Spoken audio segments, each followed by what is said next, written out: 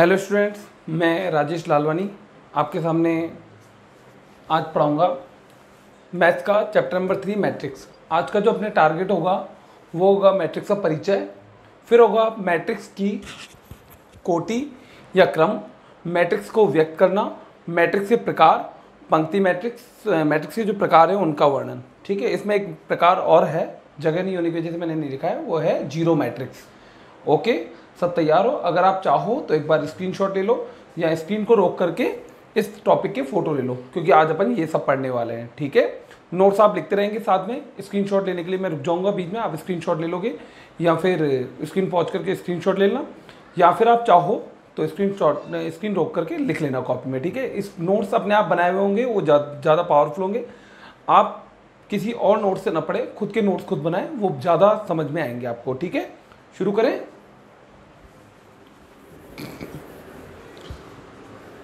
सबसे पहले अपन पढ़ेंगे मैट्रिक्स क्या है। तो ध्यान से सुनो, मैट्रिक्स है क्या। मैट्रिक्स एक प्रकार के डाटा मतलब आंकड़ों का संग्रहण है। आंकड़ों का संग्रहण, ठीक है।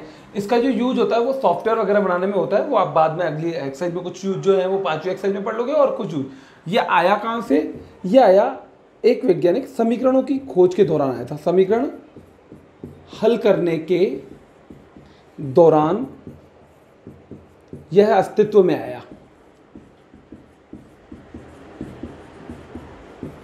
और बाद में हम इसे बहुत डिटेल से पढ़ेंगे।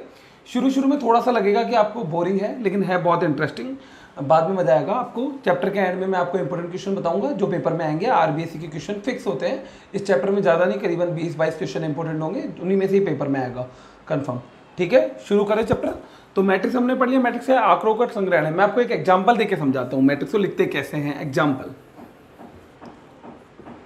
जैसे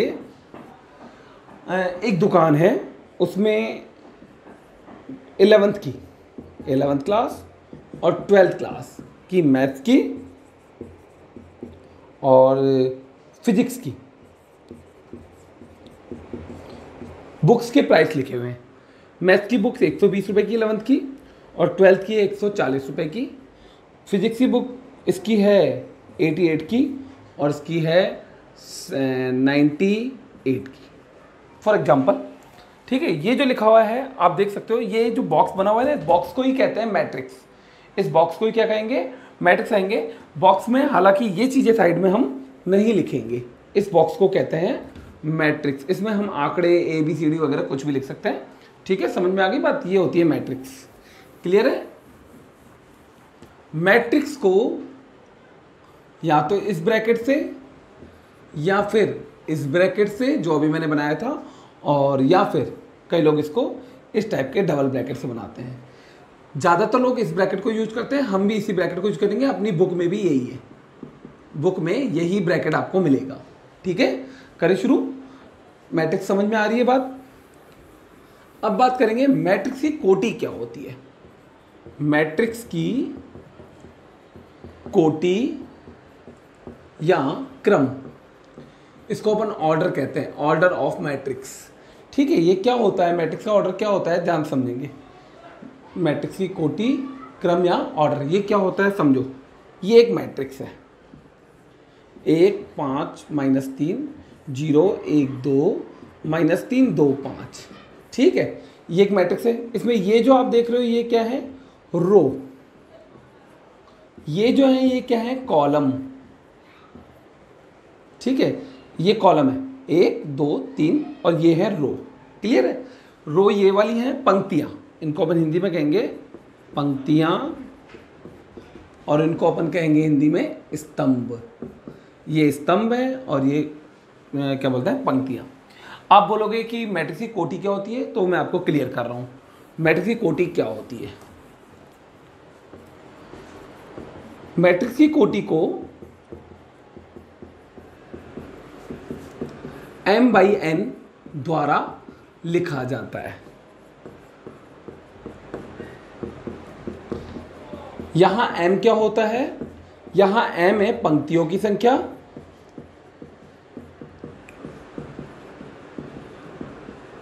और n है स्तंभों की संख्या। थोड़ा ध्यान देंगे, m है पंक्तियों की संख्या और n है स्तंभों की संख्या। मैट्रिक्स की कोटि को किस फॉर्म में लिखते हैं? m by n. ध्यान रखना, इसको m गुणा n या m इंटू एन ना बोल करके क्या बोलते हैं? m by n. जैसे दरवाजों के माप बताते हैं 4/6 का, जैसे बोर्ड का माप बताऊं 4/6, 3/2 एग्जाम्पल के लिए, ठीक है। तो अब मैं आपको समझाता हूं इसको। जैसे ये एक मैट्रिक्स है 1 2 -1 3 4 5, ओके। अब मैं बोलूं कि इसकी कोटि क्या है, तो ध्यान से देखो इसकी कोटि, इसमें रोज कितनी है? पहले रो गिननी है, बाद में कॉलम। पहले रो गिननी है, बाद में कॉलम। तो इसमें रो कितनी है? 1 2 3, 3 रो है, R1 R2 R3। यह है C1 C2, कॉलम 1 कॉलम 2। तो रोज कितनी है? 3 और कॉलम कितने हैं? 2। तो 3/2 इसकी कोटि क्या हुई? 3/2। आई बात समझ में? इसकी कोटि है 3/2। आप पहले इसको एक बार पॉज करके लिख लेना, ठीक है? लिख लिया? ओके।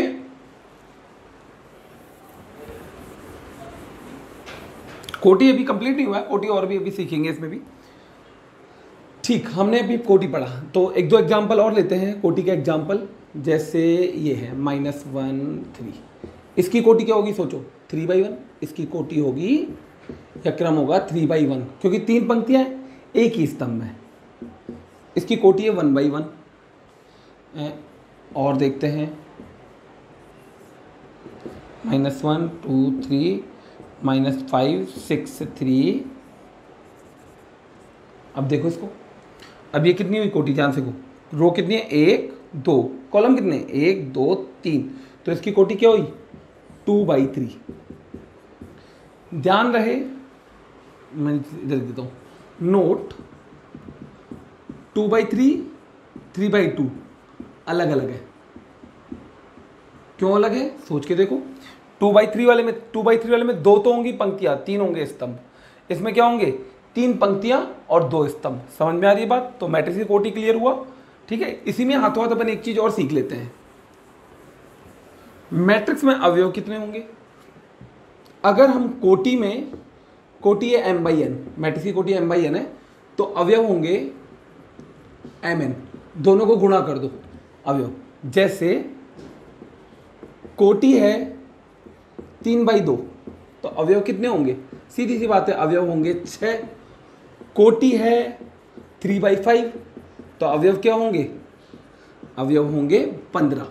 जैसे मैं आपको समझाता हूँ, जैसे -1 2 3 4 5 6 7 -1 0 3 7 1, ठीक है।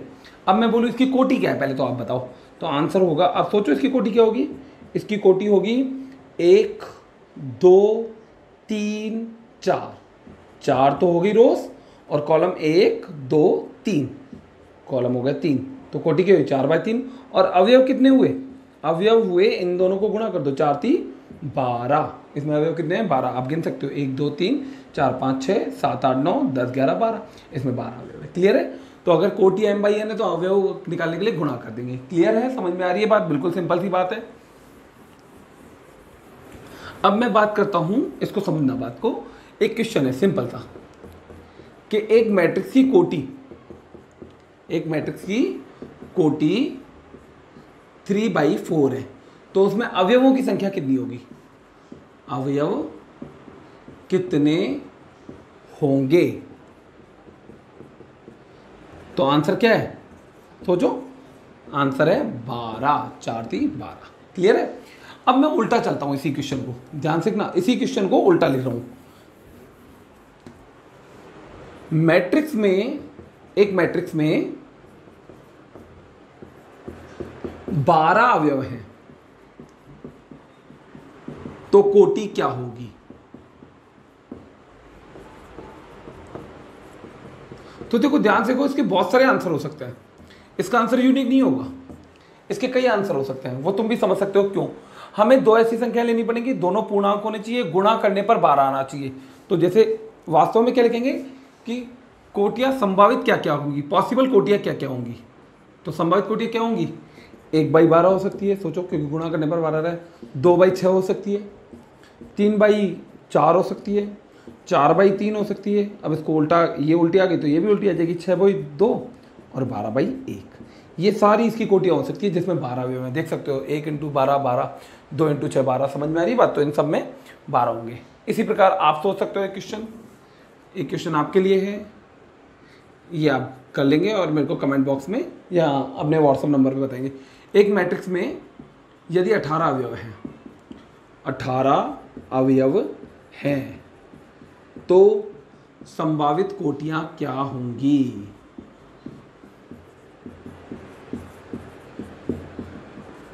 क्या होंगी? इसका आंसर आप मेरे को या तो कमेंट बॉक्स में बताएंगे और जिन बच्चों के पास व्हाट्सअप नंबर है वो व्हाट्सअप नंबर पे सेंड कर देंगे आंसर। क्लियर है? समझ में आ गई बात? एक पेपर पे लिख के फ़ोटो खींच कर भेज देंगे। क्लियर? समझ में आ गई बात सबको? बढ़े आगे? ठीक।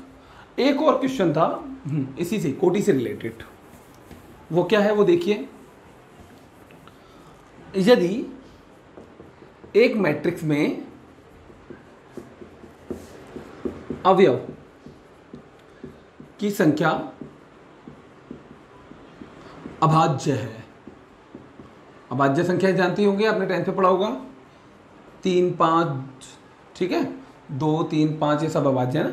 यदि एक मैट्रिक्स में अवयव की संख्या अभाज्य है तो संभावित कोटियां कितनी होंगी?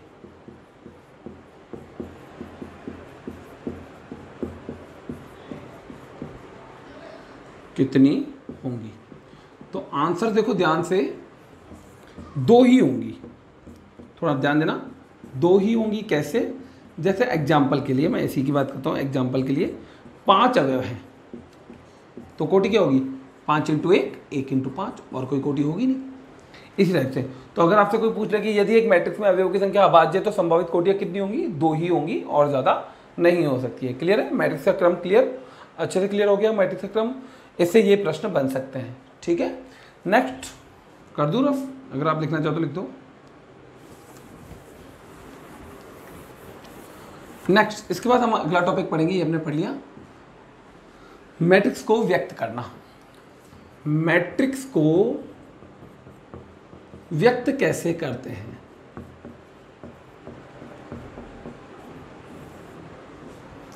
आज हम सीखेंगे मैट्रिक्स को व्यक्त करना। मैट्रिक्स को व्यक्त करने का तरीका क्या है? मैट्रिक्स को कैपिटल लेटर्स, अंग्रेजी के कैपिटल लेटर्स A, B से दर्शाते हैं।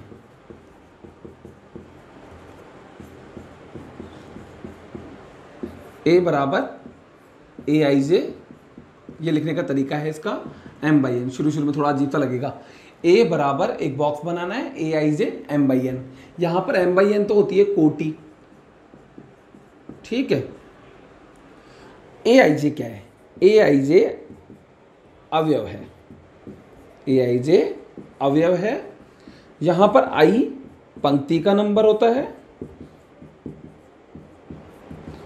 और J स्तंभ का नंबर होता है। तुम सोचोगे सर ये क्या है? अभी मैं इसको क्लियर कर रहा हूं, आप एक बार इसको लिख लेंगे, कॉपी हाथ में रखेंगे, लिखते जाएंगे। लिख लिया? पढ़े आगे?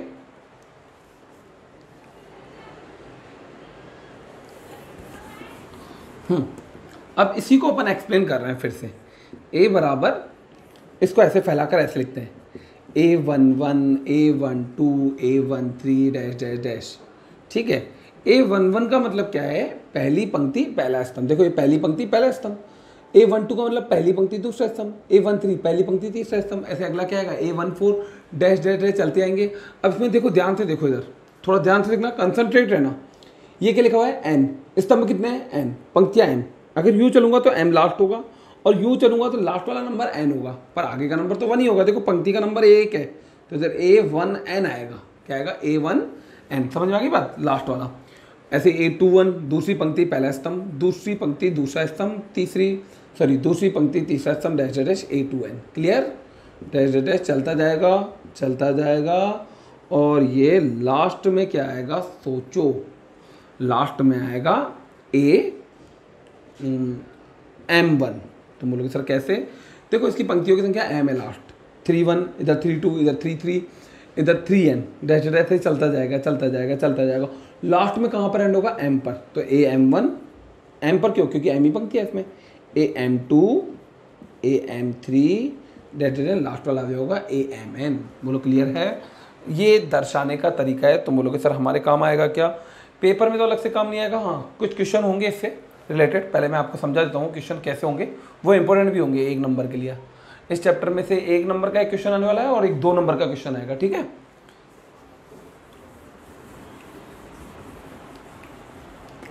तो जैसे मैं आपको पहले बताता हूँ, a बराबर aij 3/2 बनाना है हमें, इसको क्रिएट करना है, बनाना है इसको।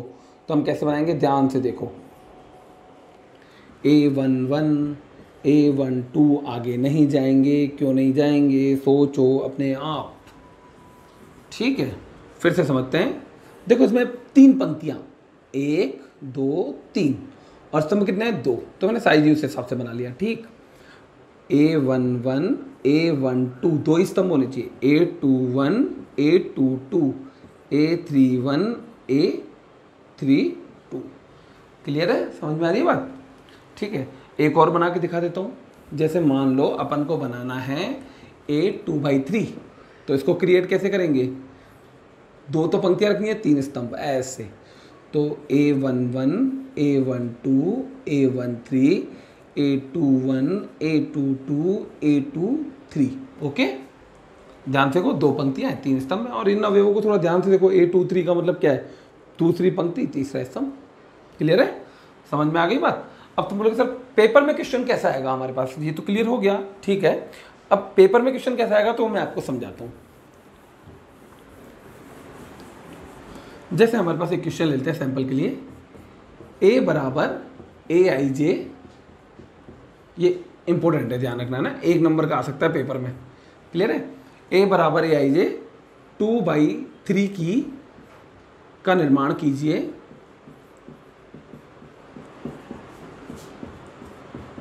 जहां aij बराबर 2i माइनस 3j। क्लियर है? या 3j²। चलो, तो ये बोल रहा है अपन को बनाने के लिए, अपन को बनाना है, ये बनानी है और ये अपन को फॉर्मूला दे रखा है। तो आंसर इसको कैसे करेंगे? हम लिखेंगे a बराबर aij 2/3, ओके, लिख लिया। बराबर, अब इसको हम फैला कर लिख लेंगे, ये हमें लिखना आता है। 2 पंक्तियां बनानी है, 3 स्तंभ। तो a11 a12 a13 a21 a22 a23, ये बनाना तो आ गया ना? क्लियर हो गया अच्छे से? 2 पंक्तियां रखनी है, 3 स्तंभ रखने हैं। जैसे ये इस जगह पर क्या आएगा? a13 कितना है आपको दिख रहा है, समझ में आ रही है बात? a23 कितना है, समझ में आ रही बात? ये a23 है। अब अपन को इन सब की वैल्यूज निकालनी है, 1 2 3 4 5 6। इनकी वैल्यूज निकालेंगे कैसे? इस फॉर्मूले से हम लिखेंगे चूंकि दैट इज वाई हमें दे रखा है aij बराबर 2i माइनस 3j², ओके। अब a11 निकालते हैं। a11 कैसे निकालेंगे? ध्यान से देखो, देखो aij का फॉर्मूला दे रखा है 2i माइनस 3j²। तो इसमें क्या करना है? i की जगह i की वैल्यू और j की जगह j की वैल्यू। तो i की वैल्यू 1 है और j की वैल्यू भी 1 है। इधर देखो i की वैल्यू कितनी है? 1, j की वैल्यू भी 1। तो 2 ब्रैकेट में 1 माइनस 3 ब्रैकेट में 1 का स्क्वायर। तो 2 माइनस 3 माइनस का 1। अब a12 निकालते हैं, इसकी वैल्यू, इस वाले अवयव की वैल्यू। तो 2 i की जगह 1 माइनस 3 j की जगह 2 का स्क्वायर। तो आंसर आ गया 2 × 1 2, इधर से 4 4 3 12, तो माइनस का 10। क्लियर है? a13 तो 2 ब्रैकेट में 1 माइनस 3 ब्रैकेट में 3 का स्क्वायर। तो आ गया 2 माइनस 3 का स्क्वायर 9, 9 3 27, ठीक है। तो ये कितना हो गया? माइनस का 25। क्लियर? ठीक है। इसी राइट से ऊपर वाला रफ कर दूँ, अगर लिख लिया हो तो आप लोगों ने लिख लिया होगा। क्वेश्चन लिख लिया? एक बार स्क्रीन रोक के लिख लेना, ठीक। अब a13 आ गया, a21। अब a21 की वैल्यू कैसे निकालेंगे? 2 ब्रैकेट में 2 माइनस 3 ब्रैकेट में 1 का स्क्वायर। तो 2 दूनी 4, ठीक है। और -3 तो कितना हो गया 1 A 2 3 अब 2 2 सॉरी 2 × 2 -3 2 का स्क्वायर तो 2 दूनी 4 -4 3 12 कितना हुआ -8 8 2 3 2 ब्रैकेट में 2 -3 ब्रैकेट में 3 का स्क्वायर तो 2 दूनी 4 -27 4 27 में से गए तो कितना बचा -23। समझ में आ गई बात यहाँ तक। ये सारे हमने अभी जितने भी से हमने निकाल लिए। अब बात आती है आंसर की। तो आंसर अब आएगा, आंसर आ गया A यही लिखना है आपको फिर से। ये जो आपका आंसर है यही आंसर है, बस हमें वैल्यू पुटअप करके रखनी है, वैल्यू रखनी नहीं है। तो A बराबर आ गया, A की वैल्यू जो आई है ना वो रख दो, -1 -10 -25 1 -8 -23। ये आपका है आंसर। बोलो क्लियर है, समझ में आ गया होगा अच्छे से। इजी क्वेश्चन है। इस टाइप के कई क्वेश्चन है आपके पास 3.1 में, तो आप खुद करेंगे। अगर आप चाहोगे तो 1-2 क्वेश्चन मैं आपको और बता दूं। क्लियर, इजी है।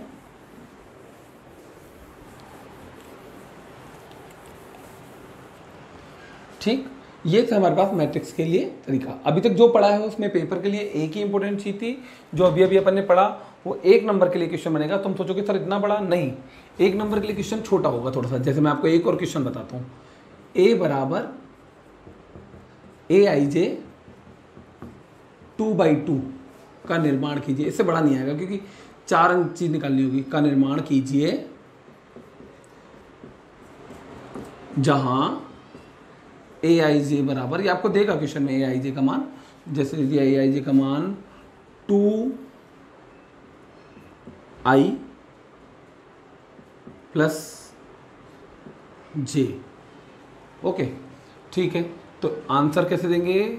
आंसर देंगे A = AIJ 2/2 हमें बनानी है। इसमें हमें पहले हम इसको रफली बनाएंगे। इसमें 2 पंक्तियां बनाएंगे, 2 स्तंभ, A11 A12 A21 A22 बना लिया। अब इन चारों के मान निकालेंगे, लिखेंगे। चूंकि AIJ हमें क्या दे रखा है, ये हमें दे रखा है 2I + J, ये हम मान यहाँ से रख लेंगे। तो A11 यहाँ से रख लेते हैं इसी के नीचे। A11 कितना हो जाएगा, 2 ब्रैकेट में 1 + 1 कितना हो गया 3। A12 2 ब्रैकेट में 1 + 2 कितना हो गया 4। A21 2 ब्रैकेट में 2 + 1 कितना हो गया 5। A22 2 ब्रैकेट में 2 + 2 6 और 3। तो A बराबर आ गया 3 4 5 6, ये आंसर। ध्यान देना इधर, ये लिखना बहुत ज़रूरी है। कई बच्चे क्या होता है पेपर में करते हैं थोड़ा बहुत जल्दी में होते हैं, तो यहाँ तक कर लेते हैं, एक्साइटेड होकर के छोड़ के आ जाते हैं। ये लिखना बहुत ज़रूरी है। समझ में आ गया होगा, काफ़ी सिंपल क्वेश्चन है। ऐसा 1 नंबर का एक प्रश्न पेपर में आ सकता है, कई बार आया हुआ है। क्लियर है, शुरू करें आगे। ठीक, यहाँ तक समझ में आ गई होगी बात आपको। तो हमने पढ़ लिया मैट्रिक्स का परिचय, पढ़ लिया मैट्रिक्स की कोटि पढ़ ली, और जैसे इसकी कोटि 2/2 है ना, मैट्रिक्स को व्यक्त करना पढ़ लिया। इससे एक क्वेश्चन मैंने आपको बता दिया है। अब मैट्रिक्स से प्रकार पढ़ेंगे। देखो मैट्रिक्स के प्रकार जो हैं वो कई सारे हैं, इनमें से कुछ एक काम के हैं जो आपके इंपॉर्टेंट हैं। मैं यहाँ पर बताता हूँ आपको। एक तो आपको ये काम आएगा, ये इंपॉर्टेंट रहेगा, बाकी कोई ज़्यादा काम नहीं आएंगे। और एक जीरो मैट्रिक्स लास्ट में पढ़ाऊँगा, वो काम आएगी। ठीक है, तो पहला मैट्रिक्स से अपन पढ़ रहे हैं प्रकार। मैट्रिक्स से प्रकार, प्रकार में पहला है पंक्ति मैट्रिक्स।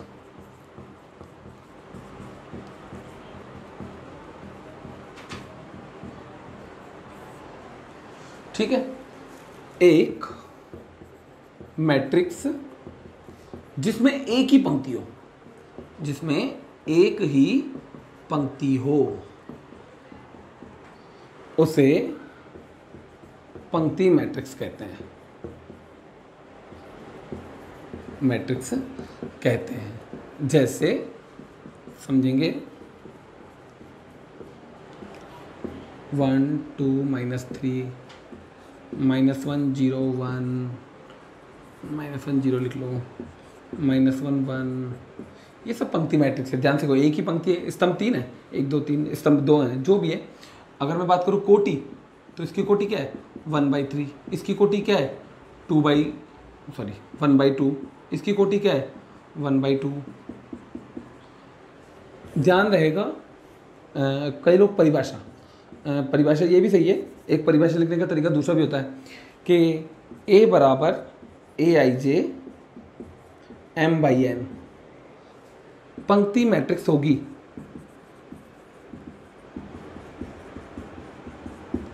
यदि m बराबर 1 हो। ठीक है, m बाई एन पंक्ति मैट्रिक्स होगी यदि इसकी मैट्रिक्स m बराबर क्या हो 1। क्लियर है, समझ में आ गई पंक्ति मैट्रिक्स? पंक्ति मैट्रिक्स ये है, कोई ज़्यादा काम की नहीं है, पेपर में नहीं आएगी आपके। अब अपने पास है बी, प्रकार नंबर 2 बी, ये लिखना चाहो तो लिख लो एक बार, आप लिख लिया। स्तंभ मैट्रिक्स। स्तंभ मैट्रिक्स क्या होती है? एक मैट्रिक्स जिसमें एक ही स्तंभ हो, उसे स्तंभ मैट्रिक्स कहते हैं। जैसे आप देखो इनको, -1 2 3 -1 1, इसमें एक ही स्तंभ है। अगर मैं इसकी बात करूं कि इसकी कोटि क्या है, तो इसकी कोटि है 3/1, इसकी कोटि क्या है 2/1। ठीक है ना। ए आई जे को एम बाई एन को अगर हम स्तंभ मैट्रिक्स कह सकते हैं, यानी ये अगर मैट्रिक्स स्तंभ मैट्रिक्स होगी यदि n बराबर 1।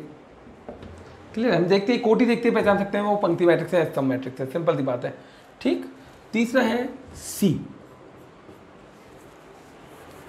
सी में अपन पढ़ेंगे वर्ग मैट्रिक्स। अब ये वर्ग मैट्रिक्स क्या होती है? तुम सोच सकते हो वर्गाकार मैट्रिक्स या वर्ग मैट्रिक्स क्या होती होगी। स्क्वायर मैट्रिक्स भी कहते हैं इसको, वर्ग मैट्रिक्स या वर्गाकार मैट्रिक्स। सोचो क्या होती होगी, कॉमन सेंस।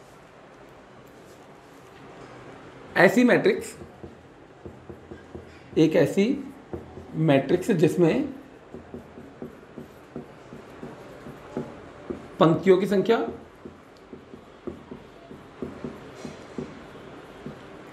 बराबर हो स्तंभों की संख्या के, उसे हम कहते हैं वर्गाकार मैट्रिक्स। समझेंगे जैसे -1 2 3 4 4 -1 -3 0 1 3 2, जो भी लिखना चाहो कोई दिक्कत नहीं है। ध्यान से देखो, 3 पंक्तियां 3 स्तंभ, कोटि क्या है 3/3। ये है वर्ग मैट्रिक्स। समझ आ रही बात? वर्ग मैट्रिक्स में क्या होता है? पंक्तियों की संख्या स्तंभों की संख्या के बराबर होती है। क्लियर है, समझ में आ रही है अच्छे से बात?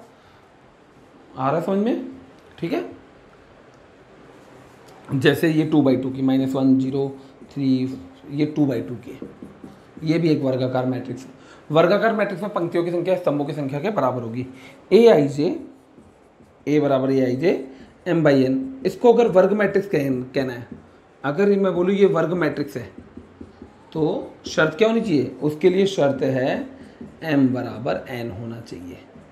ये दोनों बराबर होनी चाहिए, स्तंभों की संख्या पंक्तियों की संख्या के बराबर होनी चाहिए। अगर ऐसा है तो वो वर्ग मैट्रिक्स कहलाएगी। क्लियर है, समझ में आ रही होगी बात? बिल्कुल सिंपल सी बातें हैं। अगला है विकर्ण मैट्रिक्स का दुरफ।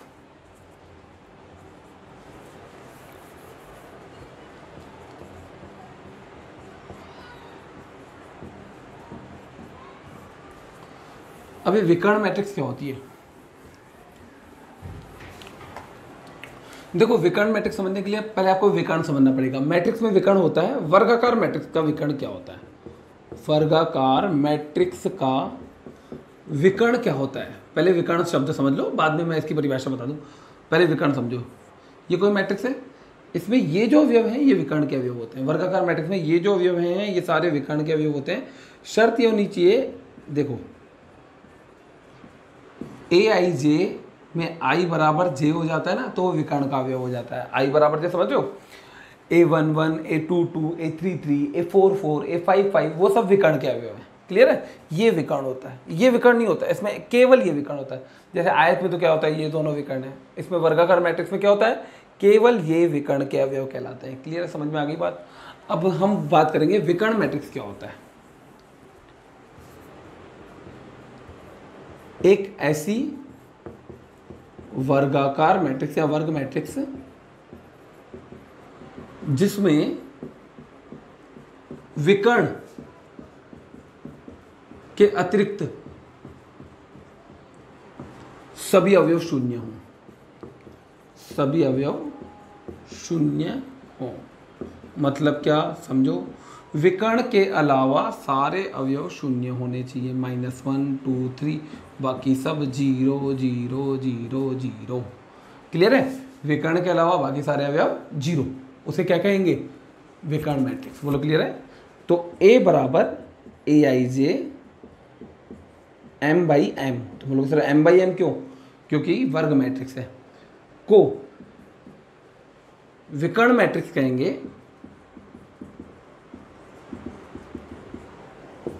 कहते हैं यदि, अब बोलोगे सर इसकी शर्त क्या है, तो AIJ बराबर 0 यदि I is not equal to J और नॉन जीरो यदि I इक्वल टू J। अब तुम बोलो सर ये क्या लिख दिया आपने? समझो AIJ का मान, यानी ये जो अवयव है ये AIJ, सारे ये AIJ ही हैं, ये भी AIJ है, ये भी AIJ, ये भी AIJ। फ़र्क ये है कि ये A11 है, ये A12 है, ये A13 है, ये A21 है, ये A22 है, ये 23 है, इसी तरीके से आगे भी। ठीक है, तो ये क्या कहनी चाहिए परिभाषा कि ये AIJ 0 होना चाहिए यदि I is not equal to J। अब तुम देखो इस वाली लाइन में जो देखोगे ना, तो उनमें I और J बराबर होंगे, A11 A12 sorry A22 A33, तो ये तो होने चाहिए नॉन जीरो, ये जीरो नहीं होने चाहिए यदि I और J बराबर है, और I और J बराबर नहीं है तो ये सारे जीरो होने चाहिए। देखो ये सारे जीरो है। बोलो क्लियर है? समझ में आ गई परिभाषा? तो परिभाषा ये मेन होती है, वैसे तो कोई जरूरत नहीं है, वैसे पेपर के लिए तो इतना ज़्यादा कोई खास नहीं है। क्लियर है? समझ में आ गई बात? विकर्ण मैट्रिक्स। अब है इकाई मैट्रिक्स पढ़ लेते हैं। अगला है इकाई मैट्रिक्स ई। इसको इकाई मैट्रिक्स क्यों कहते हैं मैं बाद में बता रहा हूँ आपको। इसको आई से व्यक्त किया जाता है। एक ऐसी वर्ग मैट्रिक्स जिसमें विकर्ण के सभी अवयव, विकर्ण के अवयव एक हो, 1 हो, तथा इसके अतिरिक्त सभी अवयव शून्य हो। इसके अतिरिक्त सभी अवयव शून्य हो, सभी अवयव 0 हो। क्लियर? समझते हैं एग्जाम्पल के लिए। देखो परिभाषा में बाद में लिख रहा हूँ दूसरी वाली। 1 0 0 0 1 0 0 0 1, ये एक इकाई मैट्रिक्स है। क्या है ये? इकाई मैट्रिक्स। ध्यान से देखो, विकर्ण के सारे अवयव 1 है, बाकी सब 0 है। ये 3/3 का इकाई मैट्रिक्स है। वैसे नॉर्मली इसको अपन कह सकते हैं 3 कोटि का इकाई मैट्रिक्स। 3 कोटि का इकाई मैट्रिक्स। इसे I3 से भी व्यक्त करते हैं, I3 भी कह सकते हैं इसको। अब मैं I2 बना के दिखाऊँ आपको, तो I2 बनेगा 1 0 0 1, ये बन गया I2। अब मैं बोलूँ 4/4, एक क्वेश्चन है मेरे पास 4/4, आपके 3.2 में है ये क्वेश्चन। ठीक है, कर दो रफ कर दो, देखो एक बार समझ में आ गई होगी बात। ये काम किया आपके 3.1 का क्वेश्चन है, 4/4 का इकाई मैट्रिक्स बनाओ।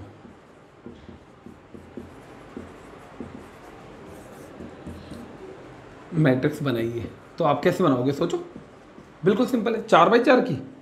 ओके, तो 1 0 0 0 0 1 0 0, विकर्ण के अवयव 1 रखने हैं। 0 0 अभी विकर्ण का अवयव है, 0 0 0 1, ये भी विकर्ण का अवयव है। तो ये बन गई 4/4 की इकाई मैट्रिक्स। सिंपल है बिल्कुल।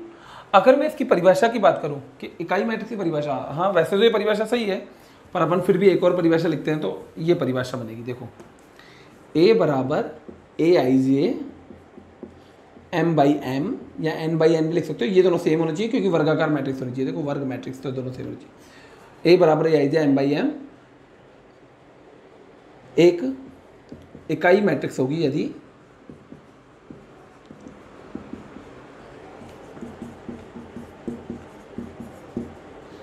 शर्त है AIJ का मान कितना होना चाहिए, 1 या 0। 1 तब होगा यदि I और J बराबर है, यानी I J के बराबर भी है, यानी AIJ का मान 1 होगा यदि I बराबर, यानी विकर्ण के अवयव के लिए, और विकर्ण के अवयव नहीं हो उनके लिए। जो विकर्ण के अवयव नहीं है उनके लिए तो 0, और जो विकर्ण के अवयव है उनके लिए इसका मान 1 होना चाहिए। ये है इकाई मैट्रिक्स परिभाषा। ध्यान देने की बात है कि इसको इकाई मैट्रिक्स क्यों कहते हैं, क्योंकि इकाई मैट्रिक्स इसलिए कहते हैं जैसे गणित में जो एक काम करता है वो यही करता है। गणित में एक का काम क्या है, 3 गुणा 1 3, 5 गुणा 1 5। मैट्रिक्स की दुनिया जो होती है ना उसमें भी अगर कोई मैट्रिक्स ए उसको आई से गुणा करोगे ना तो वापस से आ जाएगा। तुम बोलोगे सर कैसे, वो अपन बाद में जब मैट्रिक्स को गुणा करना सीखेंगे तब ये चीज़ सीखेंगे। हाल फिलहाल ये समझ लो कि इसको इकाई मैट्रिक्स को कहते हैं, क्योंकि गणित की दुनिया का एक है ये, मैट्रिक्स की दुनिया का एक है, सॉरी मैट्रिक्स की दुनिया का एक ही है। जैसे मैट्रिक्स की दुनिया में इसको आई को किसी मैट्रिक्स से गुणा करोगे ना तो वापस वही मैट्रिक्स आ जाएगी। ठीक है, तो अपन बाद में बात करेंगे इसके बारे में। अगली है अदिश मैट्रिक्स, लास्ट सेकंड लास्ट है।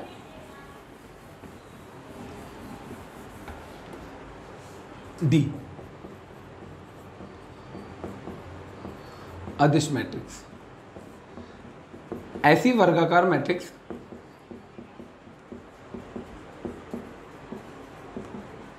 जिसमें, ध्यान देना, एक ऐसी वर्गाकार मैट्रिक्स जिसमें विकर्ण के सभी अवयव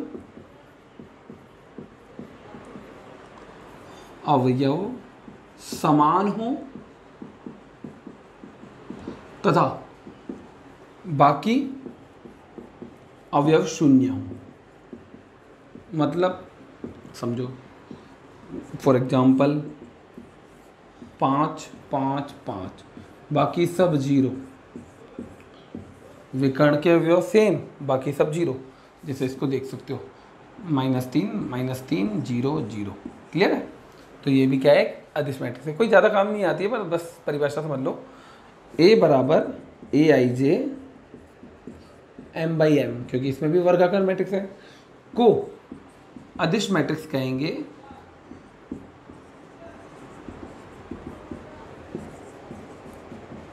यदि, शर्त क्या है, शर्त है AIJ बराबर K, ध्यान रहे K नॉन इक्वल टू 0 है, नॉट इक्वल टू 0 K, यदि I is not equal, sorry I equal to J, विकर्ण के अवयव K, यहाँ K सॉरी नीचे लिख दूंगा 0, यदि I is not equal to J और K नॉन 0 होना चाहिए। क्लियर है? ये समझ में आ गई आपको? क्लियर है? ये शर्त है। ये हो गया अपने पास अदिश मैट्रिक्स। अगर लिखना चाहो तो लिख लो, ये भी नोट से याद कर रहे हो आप लोग अच्छे से।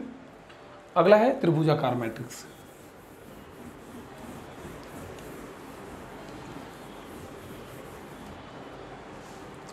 F, त्रिभुजाकार मैट्रिक्स। अब ये त्रिभुजाकार मैट्रिक्स आती है, बहुत सिंपल है। देखो ये कोई मैट्रिक्स है वर्गाकार, वर्गाकार मैट्रिक्स ये दो टाइप की होती है ना, मैं आपको समझाता हूँ इसी में। जैसे कोई मैट्रिक्स है A11 A12 अवयव है, इनकी जगह कुछ भी संख्या भी हो सकती है, A21 A22 A23 A31 A32 A33। ध्यान से देखो, ये विकर्ण है। अगर मान लो इस विकर्ण के नीचे के तीनों अवयव 0 हो जाएं, ये भी 0 हो जाए, ये भी 0 हो जाए, ये भी 0 हो जाए। ठीक है, मैं आपको एग्जांपल देके क्लियर करता हूँ। -3 5 2 7 1 6, बाकी सब 0। तो इसको कहते हैं ऊपरी त्रिभुजाकार, ऊपरी त्रिभुजाकार मैट्रिक्स। कोई काम नहीं आएगी ज़्यादा। देखो ये ऊपर की तरफ त्रिभुज बन रहा है, ऊपरी त्रिभुजाकार। एक होता है निम्न त्रिभुजाकार मैट्रिक्स या निचली त्रिभुजाकार मैट्रिक्स। उसमें क्या होता है, इस विकर्ण के ये -3 5 2, इधर -1 5 7 कुछ भी, ये 0 0 0, यानी कि ये अवयव 0 हो जाए तो उसको कहते हैं निम्न त्रिभुजाकार मैट्रिक्स।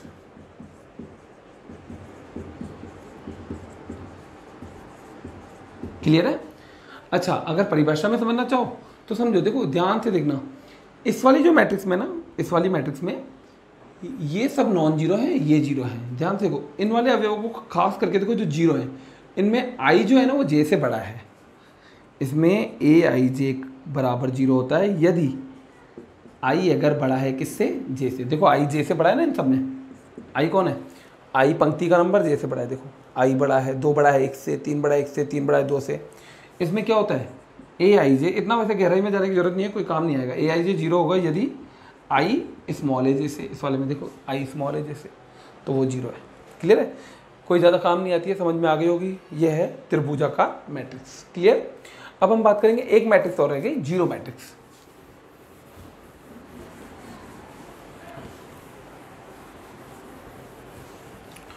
शून्य मैट्रिक्स, जी जगह नहीं थी इस वजह से मैंने यहां लिखा नहीं है ना, शून्य मैट्रिक्स। अब ये जीरो मैट्रिक्स क्या होती है समझो, ऐसी मैट्रिक्स जिसका प्रत्येक अवयव 0, ऐसी मैट्रिक्स कोई जरूरत नहीं वर्गाकार हो ये, जिसका प्रत्येक अवयव 0 हो, ये काम आएगी आपको, 0 हो, समझो 0 0 0 0 0 0 0 0, ये है 3/2 कोटि 3/2, 3/2 की जीरो मैट्रिक्स, जीरो मैट्रिक्स, शून्य मैट्रिक्स। ठीक है, क्लियर है। तुम बोलोगे सर इसको क्यों बना रहे हैं, ठीक है इसको मैं समझाता हूँ थोड़ा सा।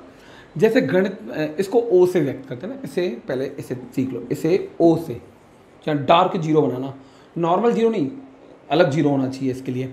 जैसे ये तो है 0 और ये है ओ, थोड़ा बोल्ड कर देना, डार्क कर देना, ये जीरो मैट्रिक्स हो जाएगा। इसे ओ से व्यक्त करते हैं, आप ज़्यादा किताब में देखोगे तो भी आपको अलग दिख ही जाएगा, व्यक्त करते हैं कई जगह दिखेगा। तुम बोलोगे सर इसका अस्तित्व क्यों है, समझो जैसे मैथ्स में नॉर्मल अंक गणित में अपन 3 में से 3 घटाते हैं तो कितना आता है 0, अंक में से अंक घटा है अंक आंसर, 5 में से 5 घटा है 0 आंसर, सही है। मैट्रिक्स में अब सोचो ये मैट्रिक्स है, इसमें से मैट्रिक्स हटाई तो 0 तो नहीं आ सकता, समझना इस बात को।